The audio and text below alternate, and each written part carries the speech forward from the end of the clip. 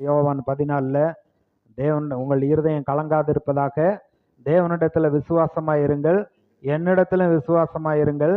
என் பிதாவின் வீட்டில் அநேக வாசஸ்தலங்கள் உண்டு. அப்படி இல்லாம இருந்தா நான் உங்களுக்கு சொல்லுவேன். ஆனா அநேக வாசஸ்தலங்கள் இருக்கிறது. நான் போய் ஆயத்தப்படுத்திட்டு நீங்கள் என்றென்றைக்கு என்னோடு கூட இருக்கும்படிக்கு நான் உங்களை அழைக்க மீண்டும் வருவேன் அப்படிங்கிறார். பரலோகத்துல நமக்காக ஒரு வாசஸ்தலத்தை, வீட்டை அவர் கட்டி கொண்டு இருக்கிறார்.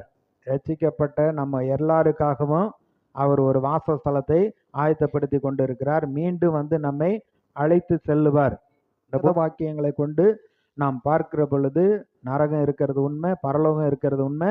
பரலோகத்துல நமக்குன்னு ஒரு வாசஸ்தலத்தை அவர் கட்டி கொண்டு இருக்கிறது உண்மையா இருக்கிறது. காலம் சென்ற பின்பு எகிப்தின் ராஜா மரித்தான். இஸ்ரவேல் புத்திரர் அடிமைத்தனத்தினால் தவித்து முறையிட்டு கொண்டிருந்தார்கள். அவர்கள் அடிமைத்தனத்திலிருந்து முறையிடும் சத்தம் தேவ சந்நிதியில் எட்டினது.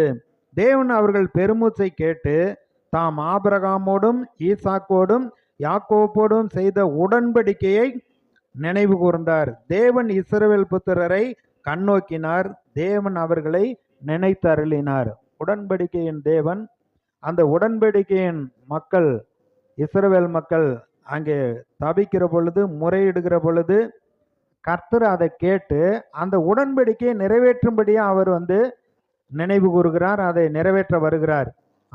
ஆதியாகமம் 15வது அதிகாரத்துல 13, 14வது வசனத்துல ஆபிரகாம் கிட்ட உடன்படிக்கை பண்றப்ப என்ன சொல்றாருன்னா, அப்பொழுது அவர் ஆபிரகாமை நோக்கி, உன் சந்ததியார் தங்களுடைய அல்லாத அந்நிய தேசத்திலே பரதேசியாய் இருந்து அத்தேசத்தாரை சேவிப்பார்கள் என்றும் அவர்களால் 400 வருஷம் உபத்திரவப்படுவார்கள் என்றும் நீ நிச்சயமாய் அறிய கடவாய்.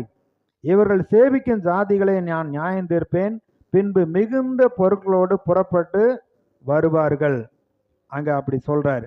அதுல 18வது வசனம், அந்நாளில் கர்த்தர் ஆபிரகாமோடு உடன்படிக்கை பண்ணி அப்படின்னு சொல்லப்பட்டிருக்கு. உடன்படிக்கை பண்ணி பின்னாளிலே என்ன நடக்கும் என்பதை அவர் அங்கே சொல்லிவிட்டார். அந்த உடன்படிக்கையின் மக்கள் கர்த்தரை நோக்கி கூப்பிடுகிற பொழுது கர்த்தர் அதை கேட்டு அந்த உடன்படிக்கையை நிறைவேற்றும்படியாக அவர் வருகிறார் என்று பார்க்கிறோம். அவர் அவர்களை எகிப்திலிருந்து விடுதலை ஆக்குகிறார்.